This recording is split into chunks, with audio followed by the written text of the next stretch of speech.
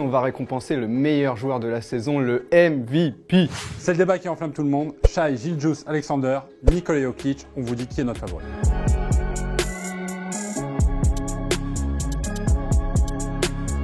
Dans ce débat, il y a en fait une question que je veux poser avant tout parce que ça va tout conditionner.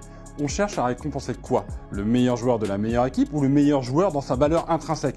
MVP, dans MVP, le V c'est valuable, le joueur qui a le meilleur impact dans son équipe. Je vous donne un cas de figure. Si on enlève SGA à Oklahoma City ou si on enlève Nikola Jokic à Denver, laquelle des deux équipes s'en sort le mieux? Quel est le joueur qui a le plus d'impact sur les résultats de son équipe? Je pense que tout le monde aujourd'hui répond Nikola Jokic. Avec Shai Gilgeous-Alexander, c'est un constat tout simple. C'est le meilleur joueur de la meilleure équipe de la saison. Et pas seulement de la saison, c'est une des meilleures équipes de l'histoire. 68 victoires, 14 défaites. C'est le 6e meilleur bilan de tous les temps en NBA. Et allez, même si on va sur le plan des résultats collectifs, Denver, ils ont fini 4e de la conférence Ouest. C'est si infamant que ça? Et en plus, cette équipe a dû composer avec énormément d'absences cette saison. 50 matchs manqués pour Chet Holmgren, 25 pour Isaiah Hartenstein et même Jalen Williams a été pas mal blessé sur la fin de saison. Le vrai patron de cette équipe, c'était Shai. On parle des absences. Aaron Gordon, qui est un des plus fidèles lieutenants du Serbe, a manqué quasiment la moitié de la saison. Et en plus de ça, Nikola Jokic lui-même a dit qu'il jouait le basket de sa vie. Comment est-ce qu'on pourrait balayer ça d'un revers de main?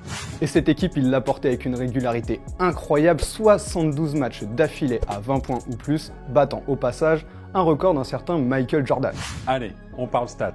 Bravo Shai Gilgeous, 20 points en NBA. Aujourd'hui, je ne sais pas vraiment ce que ça vaut, même à le faire autant de fois. Par contre, Nikola Jokic, c'est un triple-double de moyenne sur la saison. Et ce qu'il faut rappeler qu'à chaque fois que ça a été fait, je peux mentionner un Russell Westbrook notamment, ça a aussi été le cas pour des Oscar Robertson, c'est quand même quelque chose, non pas d'inédit, mais d'exceptionnel. On parle de quelque chose qui a une valeur immense. Jokic, c'est 30 points, 12 rebonds, 10 passes, tous les soirs, en saison régulière.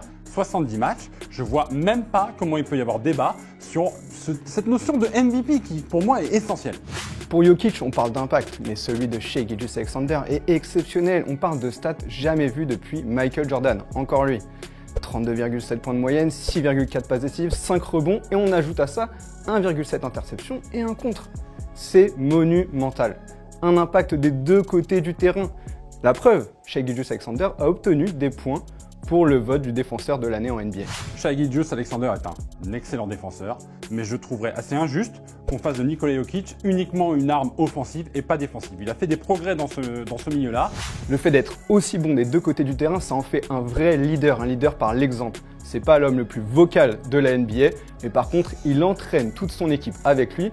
Dans un groupe où il y a seulement 2 trentenaires, il est essentiel pour tenir cette équipe. Il y a des statistiques très poussées qui le montrent, mais j'ai envie de prendre l'image par exemple d'un Rudy Gobert qui aujourd'hui ne semble pas avoir d'impact, mais combien de shoots change-t-il? Combien d'actions change-t-il par son mouvement, par sa présence? Eh ben Nikola Jokic est de cette trempe-là. Et c'est très très difficile à évaluer par la statistique, mais quand on regarde un match NBA, on ne voit que ça. Finalement, on voit l'impact offensif, on voit le génie, on voit l'organisateur du jeu, et si on va sur le plan de la défense, quelqu'un qui est dans la dissuasion aussi. C'est un joueur ultra complet. Je ne vois que lui et Luka Doncic capables de faire autant de choses sur un terrain. Amaury met l'accent sur l'impression visuelle qu'on a avec Nikola Jokic, mais avec Shai Gilgeous-Alexander, c'est pareil. L'impression visuelle est incroyable, c'est un des joueurs les plus beaux à avoir joué. Une classe, une élégance folle sur un terrain et une fiabilité exceptionnelle. On le sait, quand il est dans sa zone, dans ses spots de shoot, il est absolument inarrêtable. Et en plus, il a créé une vraie marque de fabrique, un look avec son bandeau. On sent qu'il emmène cette équipe parce que il est vraiment le visage de cette franchise et il pourrait être à terme l'un des visages de cette ligue. C'est un homme qui est aujourd'hui incontournable en NBA. J'ai envie de citer l'ex-entraîneur de Denver, Michael Malone, qui quand il avait été interrogé sur ce débat du MVP, avait une phrase qui pour moi est très symbolique. Il disait 10 fois sur 10, tout le monde choisit qui?